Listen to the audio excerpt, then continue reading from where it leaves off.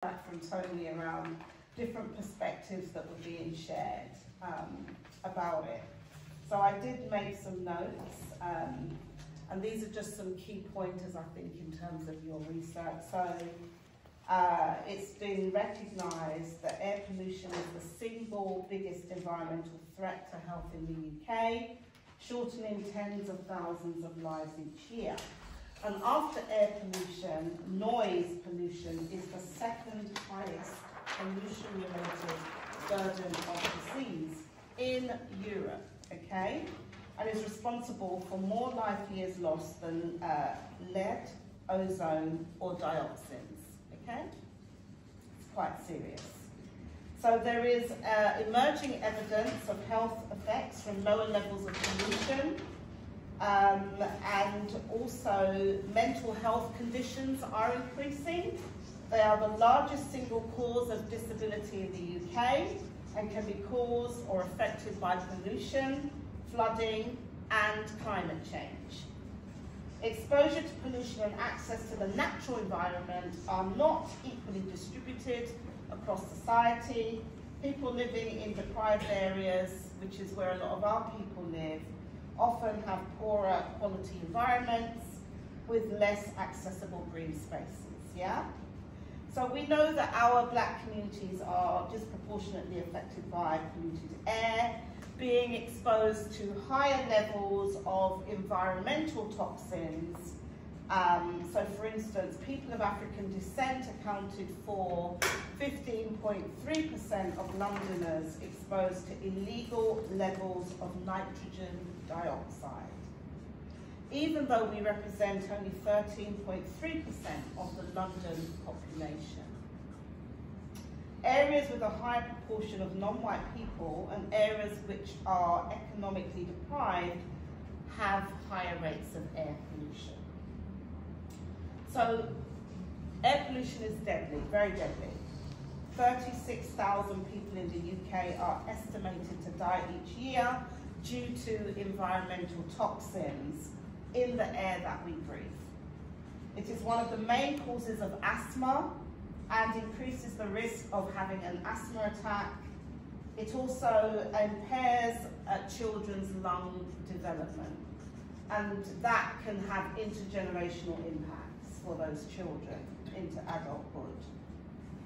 So long-term exposure to nitrogen dioxide emitted by road traffic is also a contributor to several underlying health conditions, including diabetes and heart disease, which people who are racialized as black have at higher rates. Exhaust fumes have also been linked to fibroids and endometriosis, conditions which affect black women at a higher rate than other ethnic groups.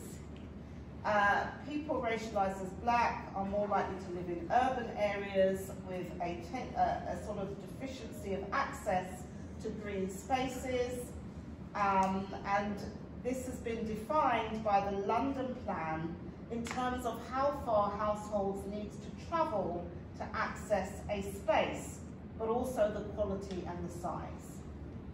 So without this natural buffer, that is green spaces and access to them, to the stresses of urban life, black and other non-white communities, so-called black minority ethnic people, are disproportionately affected by environmental conditions which evoke stress, and of course they harm our health.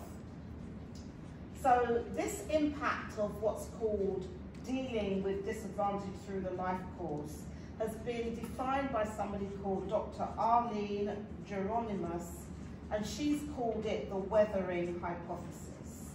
And this weathering hypothesis is where, as a result of the stresses of life, and in particular not only environmental pollution, but the racism which impacts our health as well, the body's organs and tissues, particularly the cardiovascular system, cause advanced health deterioration and early death. So that research has been done, weathering. There's a book she's actually produced.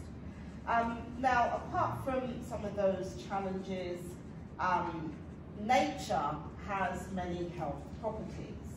So there is a significant amount of research and evidence that's been done that tells us that nature improves our physical and mental health. So for those of us with access, time in nature is really, really important, okay? So daily exercise in the park is really, really key. It's important to also look at the air quality around the sort of, so parks are good. Places with trees, literally, are really, really good for us to be in.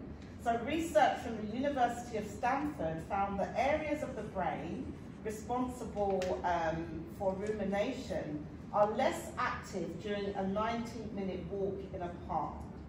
So simply looking at pictures even of nature, let alone being in nature, triggers areas of the brain associated with love and empathy, according to research that has been done in Korea. Meanwhile, a research team from Heriot-Watt University found that a short walk in nature increases meditative feelings and reduces frustration. So that's really key. So outside spaces are not only essential for supporting emotional well-being and for exercise, it's also important for exposing skin to sunlight and for us to get our vitamin D, which is vital for healthy immune systems. So-called Black and Asian people are more deficient in these areas because our melanin-rich skin doesn't absorb as much UV radiation. So being in green spaces decreases the stress hormone cortisol and lowers the heart rate and blood pressure. Japanese research into the benefit of spending time next to trees has shown that phytoncides, which are chemicals released by trees as part of their defense against viral and bacterial attacks, also benefit human immune system, okay? So being around trees, you know, this is again some of the wisdom that we had that has kind of been demonized and minimized, okay? And when we have a healthy immune system, this basically improves our digestion, our sleep, our energy levels, and it gives us a general sense of well-being. Also, being exposed to natural sounds such as bird songs, water, wind in the trees have been found to reduce stress and help us to recover from stress more quickly. So people who live close to green spaces live longer and they have lower stress levels, okay? And what does this mean then for many of us who are now living in urban areas? So in contrast to the health-giving properties of being in green and natural settings,